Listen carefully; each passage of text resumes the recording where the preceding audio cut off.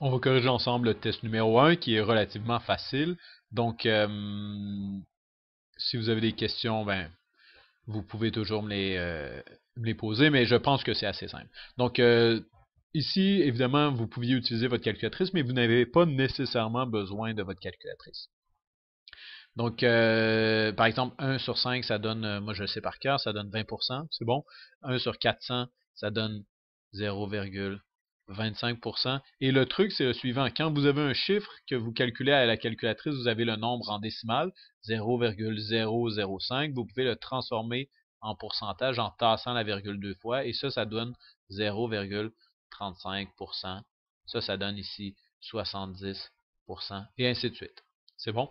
Donc, ça, c'est un tiers. Donc, ça, c'est 33,3%. Donc, vous n'avez pas nécessairement besoin, 33,33%, vous n'avez pas nécessairement besoin de votre calculatrice pour ce problème-là. C'est bon? Ça a été assez bien réussi en général. Prochaine question, résoudre des équations. Ici, ce n'est pas nécessairement facile pour tous, mais je pense qu'il faut se pratiquer. Ça vaut la peine de se pratiquer pour ça ici. Donc, on a 2x moins 3 est égal à 5. Et le truc ici, c'est qu'on veut isoler le x. On aimerait retrouver uniquement le x d'un côté de l'équation. Donc, je vais réécrire ici 2x moins 3 plus 3, c'est égal à 5 plus 3. Donc, il faut que je mette l'opération inverse si je veux être capable d'éliminer des termes. Donc, ça s'annule ici et ça me donne 8. Donc, j'ai maintenant 2x est égal à 8. Et si je veux continuer, ben j'ai 2x divisé par 2, c'est égal à 8 divisé par 2. Donc, ici, ces deux-là ici s'annulent. Et ici, ça me donne 4. Donc, x est égal à 4. De l'autre côté ici, 14 plus 3x divisé par 4 est égal à tout ça. Donc l'important c'est d'abord de simplifier au maximum avant de commencer notre équation. Donc on peut avoir 14 plus 3x divisé par 4. Ça c'est égal à racine de 2 plus 2. C'est bon, il faut faire d'abord les parenthèses, puis à l'intérieur de la parenthèse, on fait d'abord les multiplications, puis ensuite les additions. Donc, ça ici, 2 plus 2, ça donne 4. Racine de 2 plus 2, ça donne 2. OK? Donc, on a 14 plus 3x divisé par 4, ça me donne racine de 4. Et ça ici, racine de 4, je sais que ça donne 2. Et donc, j'ai maintenant 14 plus 3x divisé par 4. Je vais faire fois 4. Tout ça fois 4 ici. C'est égal à 2 fois 4. Donc, ça ici, ça peut annuler celui-ci. C'est bon. Ici, ça me donne 8. Et là, maintenant, j'ai 14 plus 3x est égal à 8. Je vais faire moins 14 de chaque côté. C'est bon, moins 14 ici, moins 14 ici. Donc, moins 14 ici. 3x est égal à moins 6. Et là, si je divise par 3, je divise par 3. J'annule ici et j'ai x est égal à moins 2. Donc, le truc, c'est de faire toujours de l'autre côté du égal, l'opération inverse, en respectant l'ordre. Ici, en respectant l'ordre ici aussi, on fait l'opération inverse pour réussir à isoler notre x. X est égal à moins 2. Parfait, on fait passer un sondage aux étudiants du Collège Saint-Marc. Quelle est la population étudiée ici? Ben, c'est les étudiants du Collège Saint-Marc, c'est bon? Donc, tous les étudiants du Collège Saint-Marc, ça c'est la population étudiée. Quelle est la variable étudiée? Ben, ici, on veut connaître le nombre de cours d'été qu'ils ont suivis en 2013. Donc ça, c'est la variable étudiée, le nombre de cours d'été qu'ils ont suivis en 2013. C'est quoi le type de la variable? Ben, ici, ça va nous donner des nombres. Hein?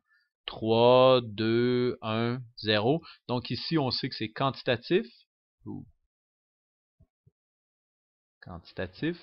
Et c'est discret parce que on ne peut pas avoir des demi-cours. Soit vous avez suivi un cours d'été ou vous n'avez pas suivi de cours d'été. C'est bon? Donc, il n'y a pas de demi-cours, de telle sorte que c'est quantitatif discret. Quelle est l'échelle de mesure? Ben ici, on a Est-ce que c'est possible d'avoir un nombre négatif de cours? Non. Est-ce que c'est par rapport à un 0 qui est absolu, comme dans 0, ça veut dire pas de cours du tout? Oui. Donc ici, c'est bel et bien une échelle de rapport. Une échelle de rapport. Donc c'est quantitatif, discret, c'est une échelle de rapport. Puis maintenant, on demande quelle est la médiane, quelle est la moyenne. Donc pour la médiane, l'idée c'est de réussir à trouver l'endroit où je peux mettre un pointillé puis dire entre ces deux valeurs-là, une fois qu'elles sont mises toutes en ordre, entre ces deux valeurs-là, j'ai la moitié d'un côté, l'autre moitié de l'autre bord. Donc ici, j'ai 25 étudiants qui m'ont dit avoir suivi 0 cours d'été. J'ai 30 étudiants qui m'ont dit avoir suivi un seul cours d'été, 40 étudiants qui m'ont dit avoir suivi 2 cours d'été, ainsi de suite.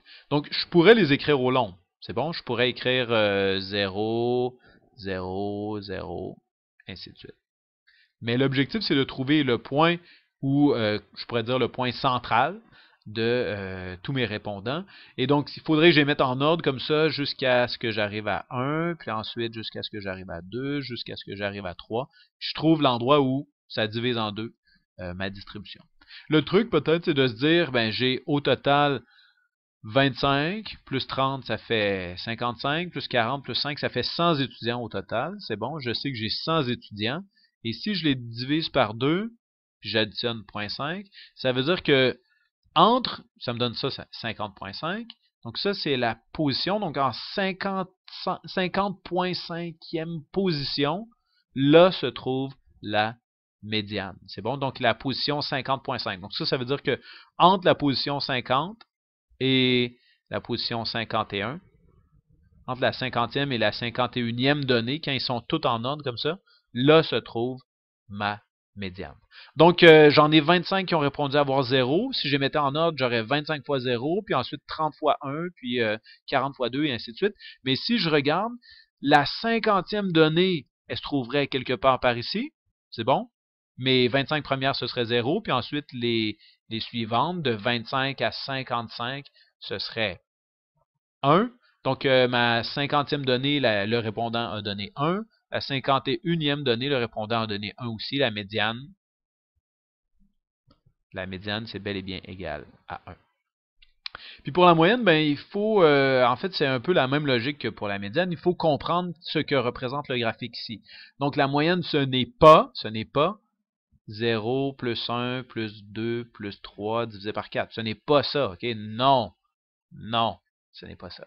La moyenne ici, c'est 25 fois 0. Donc, il y a 25 étudiants qui m'ont répondu avoir reçu 0 cours. Puis ce que je veux savoir, c'est quoi le nombre moyen de cours. Donc, c'est 25 fois 0 plus 30 fois 1 plus 40 fois 2 plus 5 fois 3. Tout ça ici, divisé par le nombre total de répondants, 100. Donc ça fait 0. Ça fait 30. Ça fait 80. Ça fait 15. C'est bon? Donc ça donne, si je ne me trompe pas, 125. 125 divisé par 100.